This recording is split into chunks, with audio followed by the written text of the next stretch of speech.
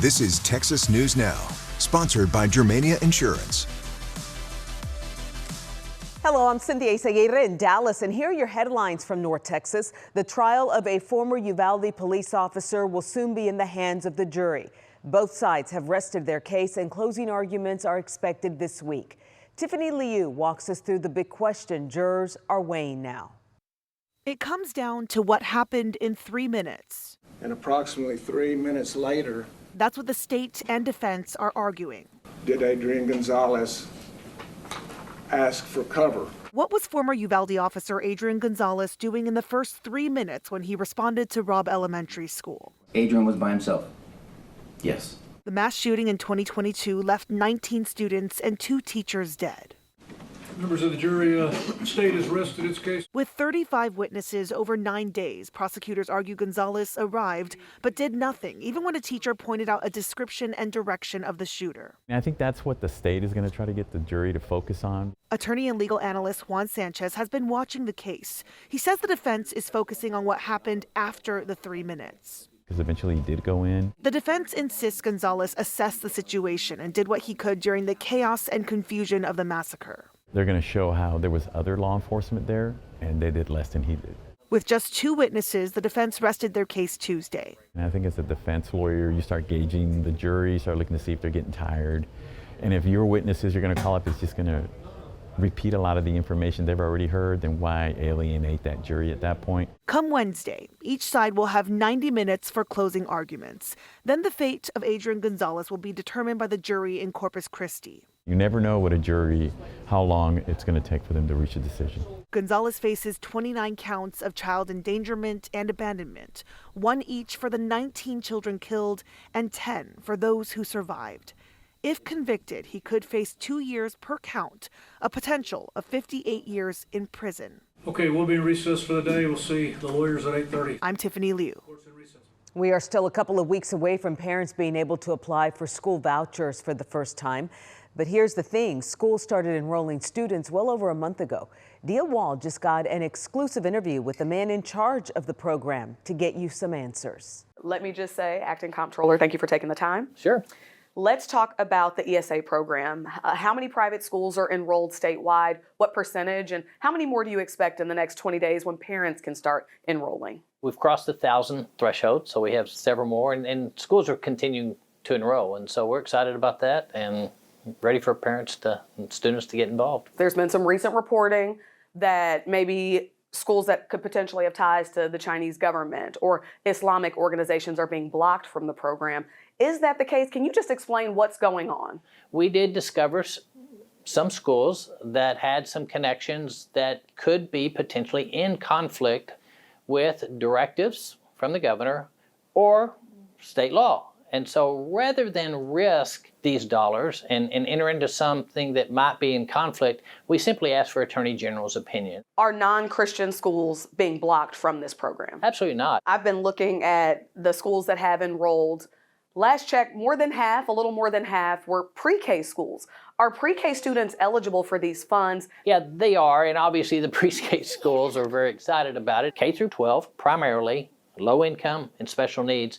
Those are the priority of the legislature when I voted on the legislation and of our office. And so that's why we appreciate you coming out so that we can make sure that those individuals are aware of the program. Let's say in a dream world, your office awards 50% of these ESAs or vouchers to those families. What happens if the schools don't take them?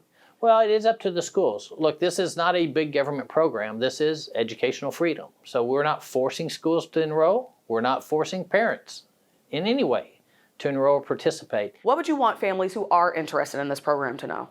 I think the key is this program's for you. This is set up to make Texas the #1 education state in the nation, to bring about competition, to force improvements across the board, public schools, private school, charter schools, and competition kind of does that. You have to improve if you want to stick around. And so this is for the families. This is literally for the children. Parents can apply starting February 4th, and if you need to learn more about these accounts or how to apply, go to educationfreedom.texas.gov and look for Dia's full interview in a special episode of Y'all-itics on WFAA+. Well, the iconic Reunion Tower in Dallas is getting a bit of a touch-up. From now through summer, crews will be working on the landmark to make light shows better and brighter than ever. That'll initially mean fewer light shows than normal, but Reunion Tower's GEO deck and Crown Block will remain open throughout the project. He makes a living helping people manage risk, but last month, a North Texas financial advisor took the biggest gamble of his life.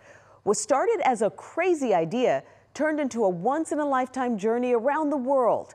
He told Sean Giggy it helped him gain a hopeful perspective. Anytime you talk to people about money, it's... As a financial advisor in Waxahachie, 45-year-old Paul Box has made a living taking calculated risks. That changed last month when he made the craziest decision of his life. Absolutely, but crazy's not always a bad thing. Crazy can be a good thing, right? I even had people tell me that it was impossible, there's no way I actually did it. A few years ago, Paul, a runner, learned about this race around the world. And so you fly into Antarctica. So the guy who didn't even start running until he was 30 signed up. From the starting line in Antarctica to the finish line in Miami, Paul became one of only a few hundred people in history to run 7 marathons on 7 continents in just 7 days. A lot of Paul's friends and family, especially those who don't run, thought he was nuts. Not for running the race, but for choosing to do it again. Most of them just said, why? Like, you've already done it, why? Good question. Life can be boring if you don't go adventure some, so this is my way to adventure. This time, his second race around the world, Paul didn't just run, he won. But he says the greater reward was the journey. It's definitely made me much more curious and I would say culturally aware. Paul says by stepping so far outside his comfort zone, he discovered a world full of good and good people. Paul understands that for most, running a marathon on every continent isn't possible, but says the lesson is applicable. Get out of your front door, right? Turn the TV off and go meet people and do something to build your community, to love on those around you, to care for those around you. And when you do, you'll find that serving others will serve you well in the long run. In Waxahachie, I'm Sean Giggy. Man, Paul, you've got some soul. And those are your headlines from North Texas. In Austin, I'm Quita Culpepper. The legal fight over displaying the 10 Commandments in Texas public schools is back in court. On Tuesday, all 17 judges on the 5th Circuit Court of Appeals in New Orleans heard arguments. The case centers around whether public schools can be required to display the 10 Commandments in every classroom. The court heard 2 combined cases out of Texas and Louisiana. The families that sued over the laws argue mandating a 10 Commandments display in public schools violates the First Amendment. Texas and Louisiana argue the 10 Commandments played a significant role in the nation's history and heritage. Last year, a 3-judge panel on this same court ruled Louisiana's law was unconstitutional, calling it a clear violation of the separation of church and state. That ruling was later vacated. The outcome of Tuesday's hearing could affect how schools across the region handle religious displays. What it does say is that these are the 10 Commandments. The children learn what the 10 Commandments are. The children are not required to believe them. The children are not required to affirm them. It's not passive. What we experience with our eyes is just as coercive as what we experience with our ears. There's no timeline for when the court will rule on the constitutionality of the Texas and Louisiana laws. Whatever decision they make could be appealed to the U.S. Supreme Court. We're halfway through the school year, and teachers and staff are starting to see the impacts of phone bans. House Bill 1481 went into effect September 1st, banning student use of cell phones in public schools. Allison Martinez explains how students in Hays County are adjusting and why teachers say it's a game changer. The lunch hour at Hays High School is lively again. No doom scrolling, no earbuds. Students are hanging up and hanging out. And it's all because of House Bill 1481. And we have a full cell phone ban, so from 855 to 425, there are no personal devices at all. This year, school districts across Texas are phone-free, from the first bell to the last. Sophomore Madeline Myrick admits at first she was not on board with the digital detox. I wasn't really happy about it because I am very attached to my phone, but it was a lot of questions of like, what's going to happen? But fast forward one semester, things have changed. It's a lot of more conversing with friends. I've learned, I carry a deck of cards with me because that's just what we do. Every lunch we play cards. They're actually forging bonds with their peers that we honestly haven't seen since COVID. Teachers like Danielle Gwynn have been on board since day one. Nearly 6 months in, she says the impact is clear. I am seeing so much more student engagement in my classrooms, both like in my actual content classes, but also in our advisory periods. According to the district, as of December, end of course exam scores are up by 8%. But in the beginning, parents had questions and concerns, especially about safety. Their concerns are our concerns, so we had to make sure that we had that a safe plan to make sure that they could get in touch with them. That plan was put to the test this fall during an accidental lockdown. There was no real threat, but the school followed protocol. Students were able to use their phones or their teachers to let parents know they were safe. Now, teachers say lunchtime feels like a throwback in the best way. No. Turns out some old school habits are worth bringing back. And that was Allison Martinez reporting. By the start of next school year, we should have more numbers to indicate any behavioral and academic impacts. Until then, teachers say the shift in morale is the biggest clue of all. In Williamson County, officials say they will now be limiting public agenda documents to combat AI attacks. This comes after they say they've been the target of scams. Reporter Kelsey Sanchez explains how the county plans to slow down the attacks while maintaining transparency. Within these chambers, Williamson County commissioners have discussions and make decisions for the people who call the county home. And these discussions and decisions are made public with just a click of a mouse. However, going forward, not all this information from the Williamson County Commissioners Court will be available. Our agendas have contained the full contract details that included supplier addresses, milestone payment amounts, contract, legal contract language that really was being used against us. The county's chief information officer, Richard Semple, says contracts with vendors or businesses, for example, will no longer include details like shipping addresses and milestone payment amounts. We were seeing multiple times a week attempts to scam the county out of money, as well as our vendors. We have had equipment taken in transit. We've had banking information changed. So instead, that information can be accessed through public information requests. If we provide that information to one person, one individual, we want that, right? We want the public to have access to that information. Semple says the goal is to keep transparency, but a UT lecturer says this change shouldn't be the end point. Instead of pushing everything through public information requests, what counties can do is maybe offer full documents through monitored portals, and then they maybe have basic safeguards like rate limits. So that way you're keeping your access open while you're still reducing automated misuse. Nima Danami also pointed to the likelihood of staff burden handling more requests.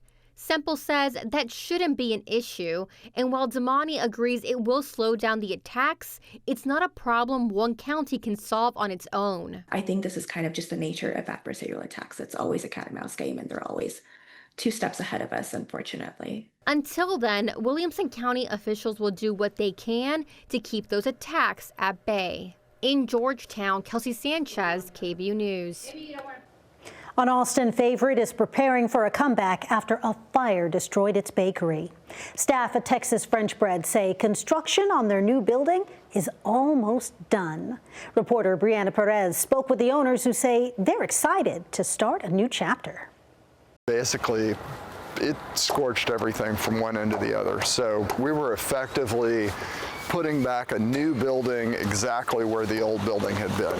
A beloved bakery near UT Austin is once again taking shape after a 2022 fire devastated the old building. Investigators said a mechanical failure led to a fire that caused $1.6 million in damage nearly 4 years later.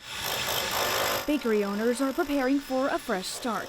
If we were going to make a comeback, it was going to be here,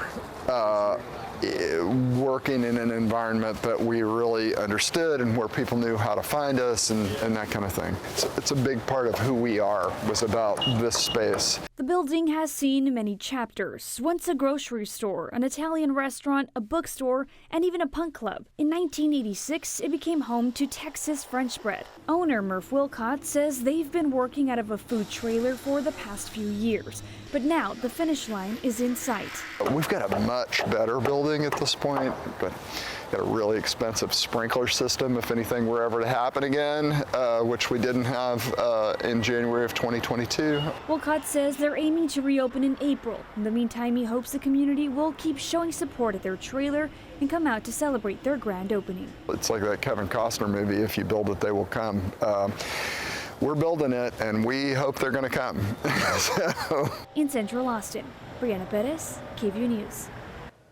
And those are the headlines happening in Austin. I'm Quita Culpepper.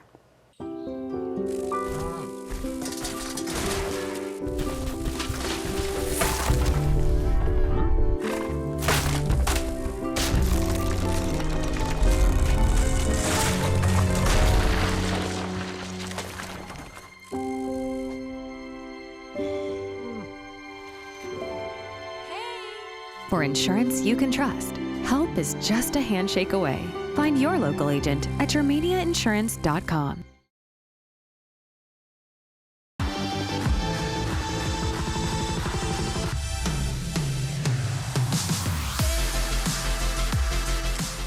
I'm Bill Taylor. This is Texas News Now weather. This is going to be a major winter storm for the state of Texas. I want to start out with this upcoming weekend's precipitation types that we're going to see.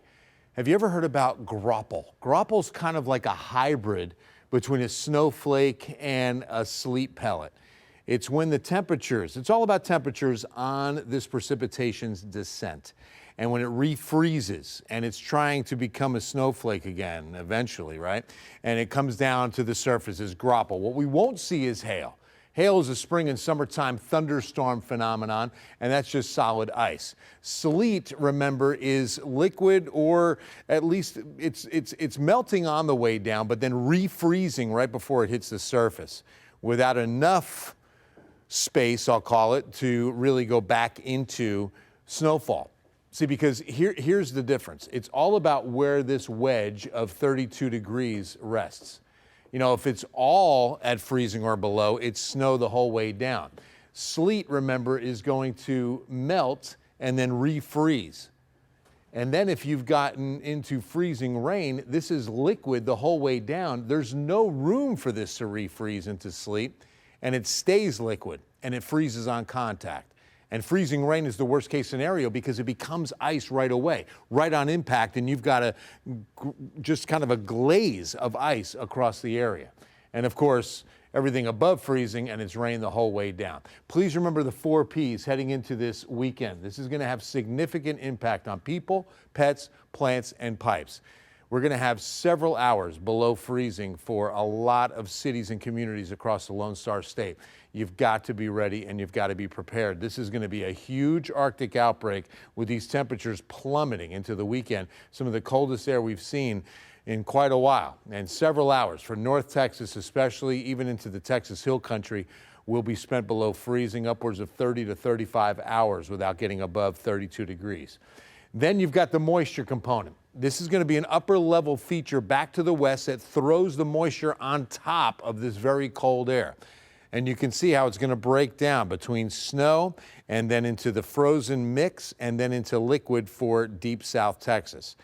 Keep in mind that we're looking at totals of snow from anywhere around 4 inches of snow around Dallas-Fort Worth upwards of 12 to 13 inches once you get into the Red River Valley and into southern Oklahoma, as well as the Texas Panhandle. So it's going to be significant. And look at, we're not alone. I mean, this is going to be quite a coverage area. Look for it to cover all of the southeastern states as well when we start getting into this. Again, there's just going to be a bundle of Pacific moisture that comes in from the west, and it's a very slow moving storm. That's the other big problem with this, is without it moving out quickly, it could be getting into some very high totals, especially across North Texas. Let's break this down with timing now. 9 a.m. Wednesday, and it's all liquid, and it's really confined to East Texas. So from Houston up through Tyler, Waco into the Dallas-Fort Worth area. Then we clear out. Wednesday afternoon should be sunny for North Texas, lingering showers around southeast counties, but a lot of sunshine from Austin to San Antonio and across West Texas. Now, once we get into Thursday morning, no big changes, mostly clear statewide, no precipitation yet. In fact, most of Thursday looking pretty good. We'll start clouding up, though, overnight and heading into Friday, where Friday morning everything stays liquid. But then the temperatures will change over. And by 6 p.m. Friday, we should start seeing a wintry mix across Dallas, back towards San Angelo, with snow around Lubbock. And then as we get into Saturday morning, this is 6 a.m. Look at the coverage of sleet and freezing rain. That's what you're seeing in pink, snow changing over Red River Valley west towards Lubbock. And then it also changes over from the wintry mix into just liquid right across San Antonio and Highway 92 Del Rio. Again, this is Saturday morning. Then we get into Saturday night and we start seeing again a little bit of a shift as the precipitation begins to thin out, the moisture thins out, but back into Sunday morning and we're still looking at a lot of snow across North Texas and then a pretty good coverage across the hill country of that sleet and freezing rain. Looks like most of the moisture is going to be getting out of here by about mid-morning on Sunday. Time for the extended forecast. Pick your city and look at the changes as we go from especially Thursday into, for some, Friday. Like Lubbock's high on Friday is only 37, but then the high on Saturday, 15. 15 is going to be the high in Lubbock on Saturday afternoon. 29 degrees, quite a recovery for a high on Sunday for Lubbock, but wow, some really cold air. A high of only 25 for Dallas on Saturday and Sunday both. I mean, the coldest air is definitely coming in for Saturday and Sunday. We'll start getting some sun back in here on Monday. For Texas News Now, I'm Bill Taylor.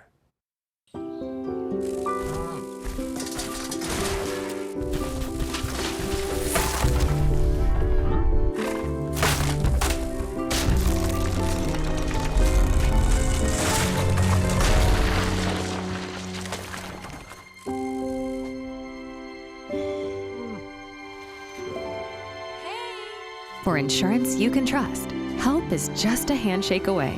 Find your local agent at yourmediainsurance.com.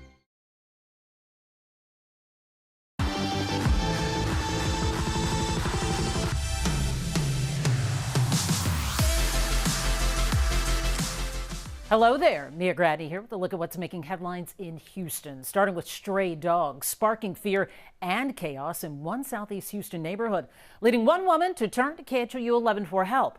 The city of Houston confirms Bark has picked up 14 dogs in the area over the past 4 months, and enforcement officers are heading back out following another reported attack. Katir Winfrey has more. The dogs roaming this empty field right now are a far cry more peaceful than the pack of dogs Cheryl Claw says she witnessed Saturday. We watched at least 8 wild dogs that we've been having problems with for over a year and a half just attack this 6 to 8 month old puppy. She says loose dogs are behind pets being injured and even killed. The city of Houston confirmed stray dogs were spotted in the area and are likely the ones that attacked the dog that is being now treated at Bark for its injuries. If we hadn't have stopped them on Saturday, then they would have torn that poor dog apart. Claw says there's a history of other gruesome animal attacks, so she's concerned the next attack might not be another dog, but a person. I had to recently scare one or grab a stick or something to keep my dogs away. Wyatt Sink is a student at Sterling High School and says the dogs are often active around dismissal. but he's had to run from them in his own apartment complex. I hope that either animal control can help them find a home and help give them some kind of treatment. The city of Houston, in a statement, says bark enforcement officers will revisit the area this weekend and attempt to locate the strays. Bark has impounded 14 dogs from that area in the last 4 months. That they get them and catch them before they really hurt a child bad. That was Katira Winfrey reporting.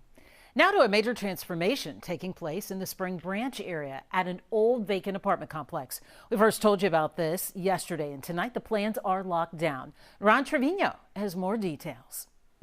This all comes as great news for people in this part of the Spring Branch area. Those who live and work nearby say it's been a problem for years, but that changes starting today. We've done a number of stories about the former park on Westview Apartments. Even with the signs and the razor wire, the problems persisted with vandalism and arson, fires that we have covered in the past.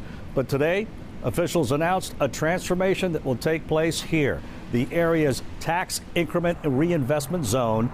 Buying it in collaboration with the city, they're going to tear it down. Once the demolition is complete, the site will become a place of purpose, expanded flooding mitigation infrastructure to better protect nearby homes and businesses, and the future home of a new police station and a new fire station. The demolition could start within 3 to 6 months. City officials were calling this long vacant complex a blight on the community, now turning it into something that actually serves the community. As for how soon the new police station and the new fire station will be built, those plans are still in the works. But people who live and work nearby have been praying city officials would take action. Their prayers are now being answered. Ron Trevino, KHOU 11 News. West Harris County is booming. Everywhere you look, new neighborhoods and communities are springing up where once there was just open land. That growth is creating massive traffic congestion, but TxDOT tells Troy Glass it has a solution. Living in West Harris County, there are some roads that must be traveled. Do you take Grand Parkway pretty often? I do take Grand Parkway. I try to avoid it mainly because of the cost, but yeah, I take it pretty significantly.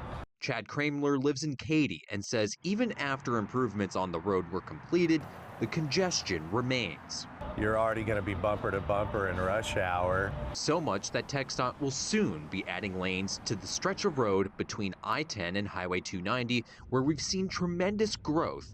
In fact, the agency says it had to plan for this ahead of time with an agreement already in place to expand the Grand Parkway.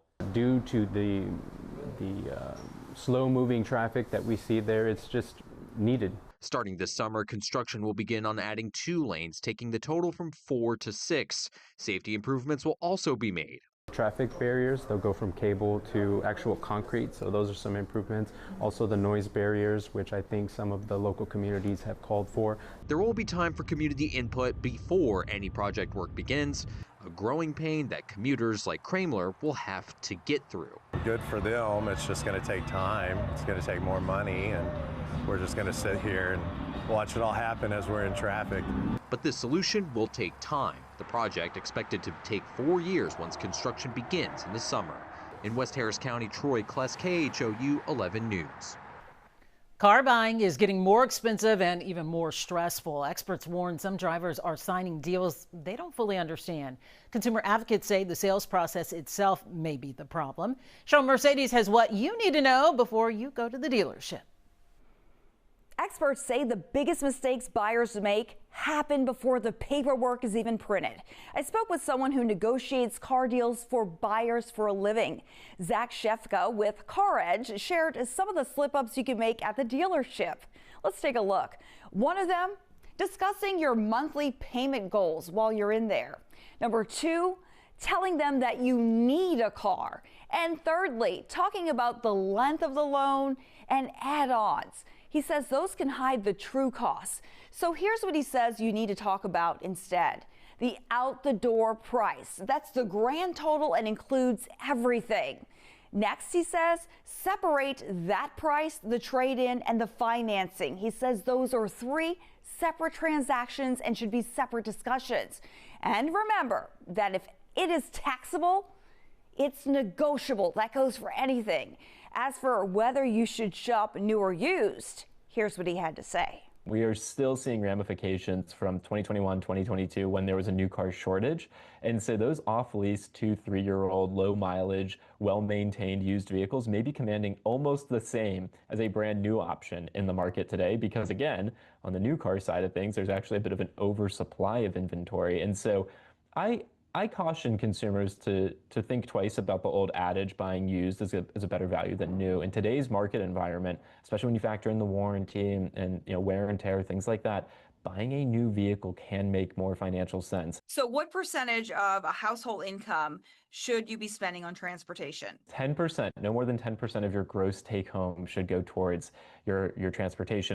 As for when you can expect to see that used car inventory ramp back up to pre-pandemic supply, Shefka predicts sometime in the year 2030.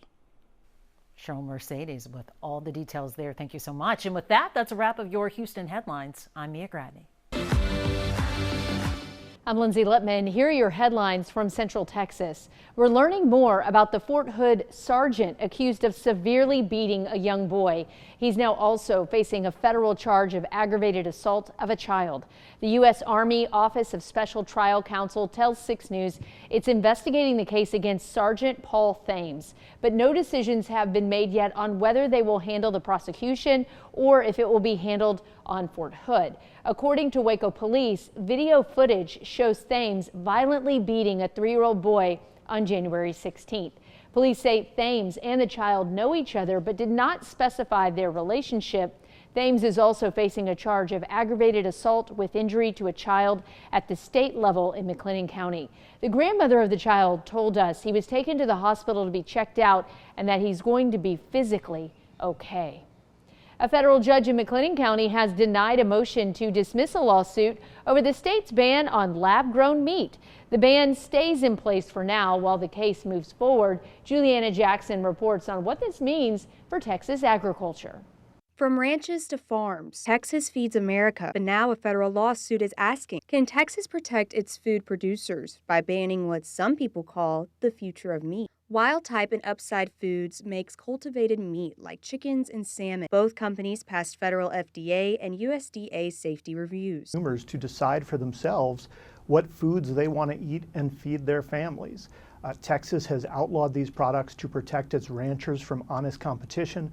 That's not a legitimate use of government power. Paul Sherman is an attorney for the companies in this lawsuit, which claims Texas is violating the Constitution by banning out-of-state cultivated meat companies to protect Texas ranchers.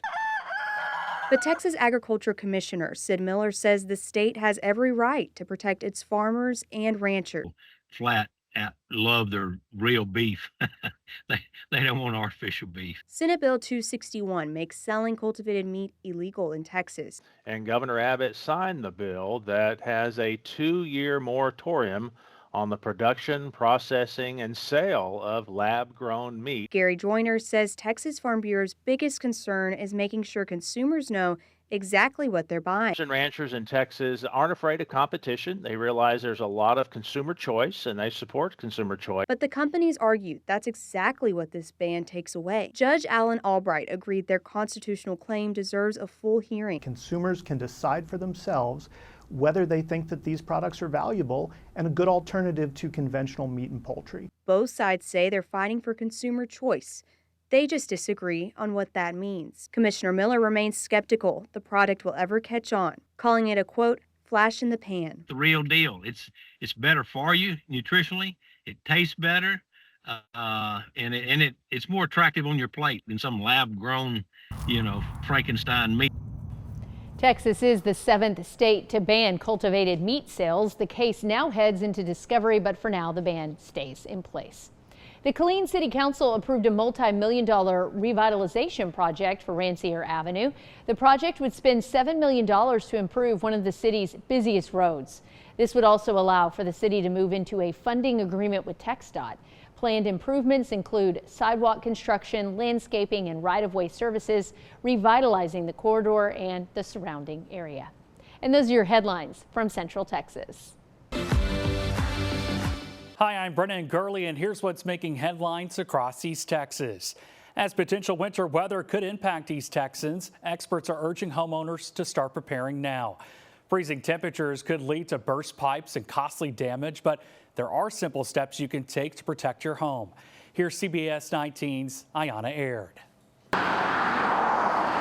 As potential winter weather approaches East Texas, you might want to add protecting your pipes at the top of your prep list.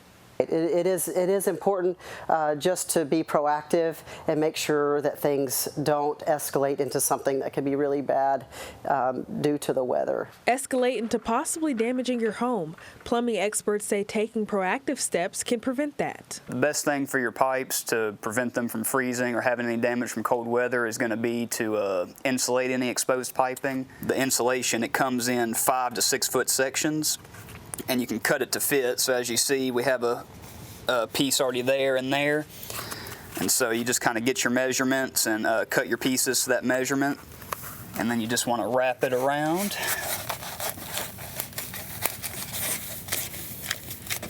Make sure it's tight. Another simple but important step is letting multiple faucets drip to keep water moving through the pipes. To about a spaghetti noodle size, a little bit more than a drip. If the weather is below freezing for more than 24 hours, that's where you really see a difference. What can happen is the pipes will freeze, and then whenever the temperature gets above freezing, it'll thaw out and you will find out that you have a leak. With more than 15 years of experience, Trenton Payro says one common mistake he sees ahead of winter storms is not covering outdoor faucets. So just familiarizing yourself with everything in the home as far as the plumbing goes really helps to make sure you cover all your bases. For CBS 19, I'm Ayana Aird. Hundreds of students at Tyler High School walked out of school as part of a nationwide walkout. CBS 19's Robert De La Garza was there as students and even teachers walked out. Tuesday's walkout here at Tyler High brought together a lot of different voices. We're talking about students from all grade levels, parents, and even teachers who all hope to be heard. Students told me that many of their classmates are living in fear of coming to school, fear of going to work, and fear of a family member being taken away. Students walked off campus just after 1 o'clock this afternoon, where they protested peacefully, holding signs, waving flags, and gathering just steps away from Tyler High School. Organizers say the walkout was meant to raise awareness about the impact immigration enforcement is having on students and their families, and to show that even young voices can make a difference. Being taken out of school, they're just scared not to come out of their homes anymore. They're not comfortable in class. They don't know if they're going to get called out, to be asked questions, or they're just, honestly, they're scared. I feel like everybody, why keep on putting our families apart? We should all be together. We're all humans. We all deserve to be in this land. Now, we did reach out to Tyler ISD multiple times about this protest. However, we did not hear back, but we did speak with teachers who say that any students who decided to participate in the walkout were not allowed back on campus for the rest of the day. Reporting in Tyler, I'm Robert De La Garza. Back to you. And that's a wrap of your East Texas headlines. I'm Brennan Gurley.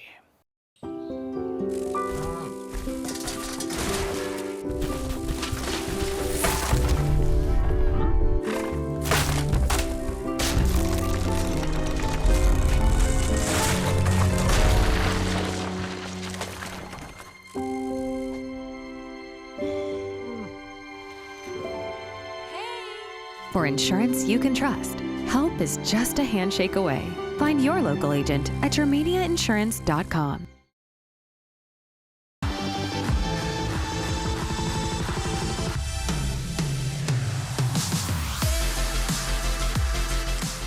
I'm Isis Romero, and this is the news in San Antonio. The search is on for a shooter who killed one man and injured another.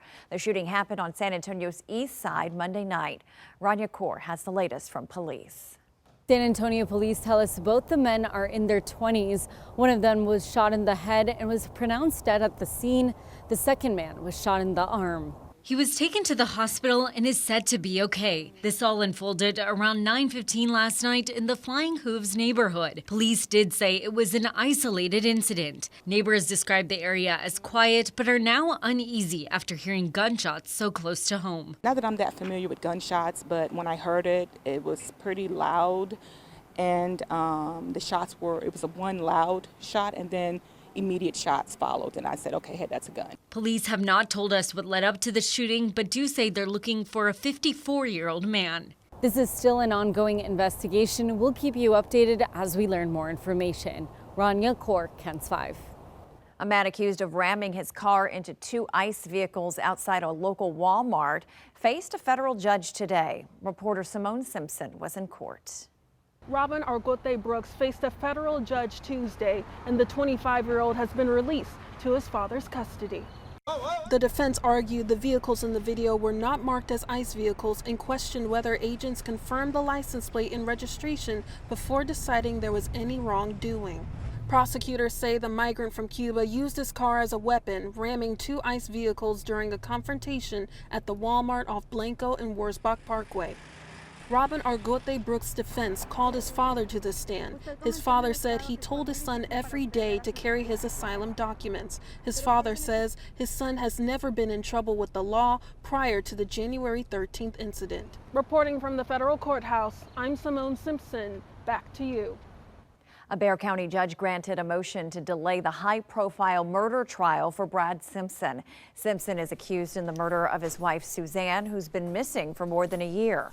Earl Stoudemire explains. In the 15-minute hearing, Judge Joel Perez granted the state a 60-day extension before the start of Brad Simpson's trial to go over evidence gathered in the discovery period. The original deadline for this was September 1st, but the state says they've received more evidence to go through. The state also wants another hearing to see if certain statements allegedly made by Suzanne Simpson to others before she disappeared can be admitted into court. The defense said it would oppose the motion in writing. On top of this, the defense is requesting the court to review files from different agencies to see what could be shown in front of a jury. Judge Joel Perez says they'll have to schedule a time to review these files before both sides meet again to discuss the trial timeline in late March. At the Bexar County Justice Center, Earl Stoudemire, KENS 5.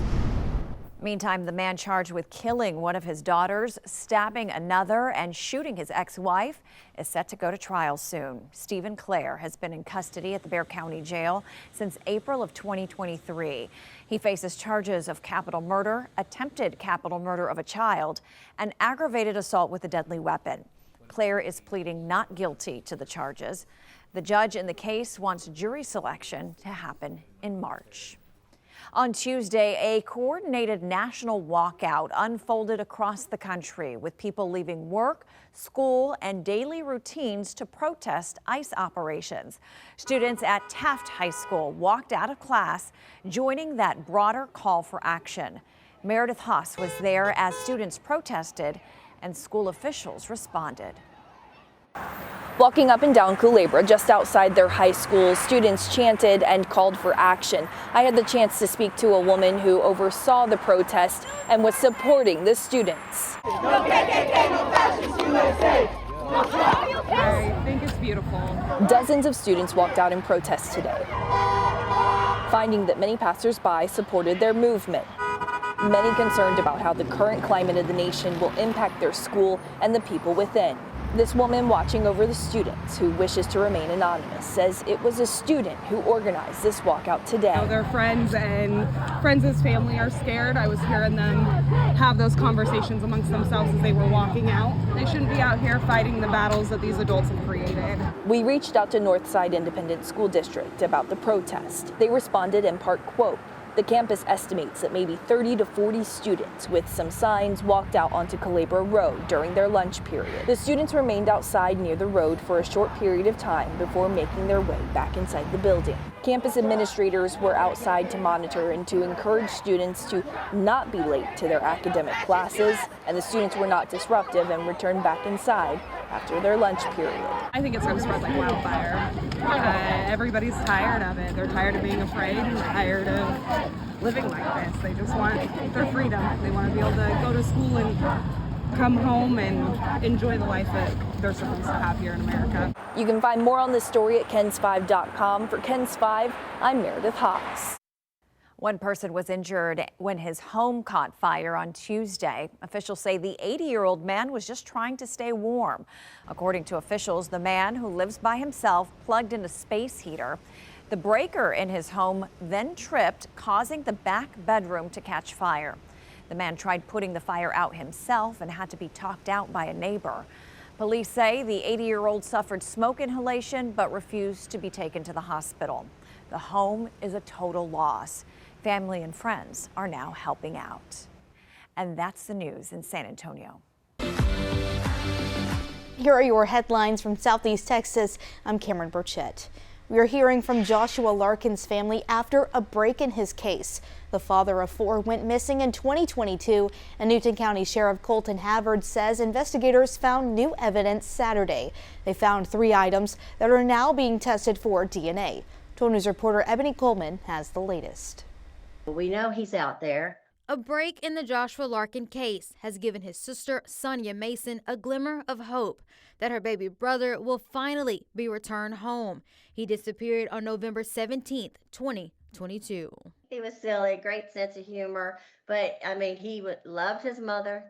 He loved his children. Newton County Sheriff Colton Havard says this past Saturday, police conducted a large-scale search at a property just outside of Kirbyville after they obtained a search warrant around 9:30 that morning. We're not going to stop until Josh is located, and anybody that's responsible, we're going to try to put them in prison. With the help of Texas EquiSearch, Newton and Jasper County investigators found a pair of boots, a cell phone, and a hoodie that matched the description of clothing Larkin was last seen wearing. The boot was his same shoe size, a 12, and the hoodie was also his size, extra large. The items were in the woods, not too terribly far from where we had set up our command center. The dogs brought us to 2 of those 3 items. Mark Edwards, case manager for Texas EquiSearch, says they brought in over 50 volunteers and special technology. As much intel as we can get, we base our search areas on that. We make maps in advance, and we use a technology that is live tracking. Last year, 2 men were arrested in Larkin's murder, Justin James and Jonathan Cody Beerharcher. According to court documents, James Alex Jones and Rodney Blankenship faced tampering with or fabricating evidence charges. Mason says 2 of the suspects have ties to the property. That property is owned by Cody Beerhalter's grandmother. Cody's brother is Alex. She says she's grateful for everyone involved in helping bring Joshua home. I pray a lot, so that helps. But just staying hopeful. Jasper County Sheriff Chuck Havard says he can't share what the information was that led them back to the property. Texas EquiSearch says this likely won't be their last time there. It's been a week since Asia Scott was killed on her 22nd birthday. She and 3 men were shot at a party in Newton. Police say it all started with a fight. 12 News reporter Daniela Tabuada-Palau spoke to Newton Police Chief Will Jackson, who says they need others to speak up. Y'all want some chips? We're mourning a loss that recently took place here, and we're just trying to show today that we can bring these communities back together. Jay Gunter, a Newton resident and candidate for Commissioner in Precinct 2, spent the day giving out food to neighbors in the Hill neighborhood. This is just a peaceful, loving community that's had bad things happen. He says it's an effort to restore hope in a community that has seen more than one life lost to gun violence. This ain't really just about all Asia Scott. This is about, there's another young man known as Tater. He's talking about Tamarcus Traylor. He was killed in what the Newton County Sheriff's Office said appeared to be a home invasion robbery in February 2025. There's been several incidents take place here in this area, and this community needs some peace. Newton Police Chief Will Jackson says the person who shot Traylor hasn't been found, and his investigation into Asia Scott's murder is hitting roadblocks. Well, sometimes the cases are built and made on witnesses, and that's where we're at right now. He's asking anyone who was at the party in the early morning hours of January 11th to speak up. There was people there that saw it, they know. But they're afraid of retaliation, which I can understand. But when does it stop? We have 2 or 3 homicides where, there's witness that's been there, but nobody comes forward. He had these harsh words for those who stay silent and delay justice. They got to live with that decision. They got to live with not coming forward. And they will have to answer it later on when they meet the man in the sky. They're hurting the family, they're hurting themselves. And we might solve it tomorrow. We might solve it 10 years down the road. Gunter is calling for closure for the families. Let's let the officials do their job and seek justice and make sure justice is served. And those were the headlines from Southeast Texas.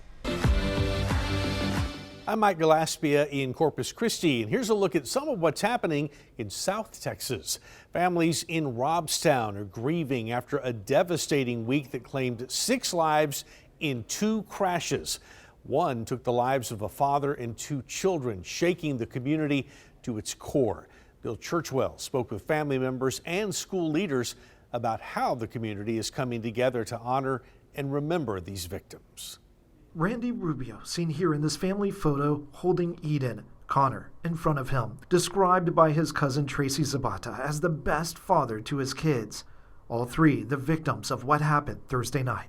All the childhood memories that we have, Randy had a smile that could light up a room. When I say huge, huge, beautiful smile, and you could never know when Randy was mad or upset or anything, because regardless, and the kids, God, Connor, smart boy.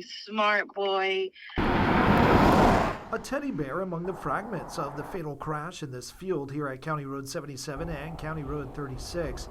It's a reminder of the innocents lost. It just takes not even a minute to make that complete stop. A 3rd child injured, but now doing well, missing her dad and siblings. The impact of this tragedy far-reaching. One of the firefighters who responded that night was Fire Chief Javier Zapata, not realizing at the time that he and his team were treating his own nephew, Connor. And here at St. Anthony's, staff and students are filled with heartbreak where Connor attended pre-K to 4th grade. We were just talking with a 7th grade class which had Connor in their classroom, and so they were remembering just how funny he could be. He was a little shy. He liked to make his friends laugh, and just a really sweet kiddo. Principal Ana Gonzalez having to break the news to his former classmates. We are praying for them, and that we will continue to pray for them as they heal through this grief and journey. The community continuing to show its support for those affected by these tragedies. A pain personally shared as a family processes the loss, too big for words. From the bottom of our hearts, the prayers are what's helping us get through this tragic time. Bill Churchwell, 3 News. Police in Portland have released body camera footage showing the moments a now terminated police officer made what they call an unlawful arrest. Take a look. Corporal Alexander Vallejo is accused of unlawfully arresting a man who was recording him as he was responding to an incident. Now, this all happened last month during a traffic investigation. Portland police say the officer handcuffed the man and then placed him in a patrol vehicle. He was later released there at the scene. A complaint was filed and a review found that Vallejo violated department policies and standards. He was terminated on January 7th. The Texas Rangers are also investigating. Well, nearly 9 years after Hurricane Harvey caused significant damage to the Refugio County Courthouse, some much-needed repairs are finally underway. Community members gathered for a groundbreaking for phase 1 of the renovations. The county judge said that this phase will focus on exterior work, something leaders hope will help the historic building to come back stronger than ever. We're just excited to get this ball rolling. This is it's been a long time coming, and I mean, as you can see, it's a little worse for the wear, but we're just ready to get the project started. By the way, this part of the multi-phase restoration is expected to last anywhere from 18 to 24 months. And that is a quick look at some of what's happening in South Texas. Texas News Now is sponsored by Germania Insurance.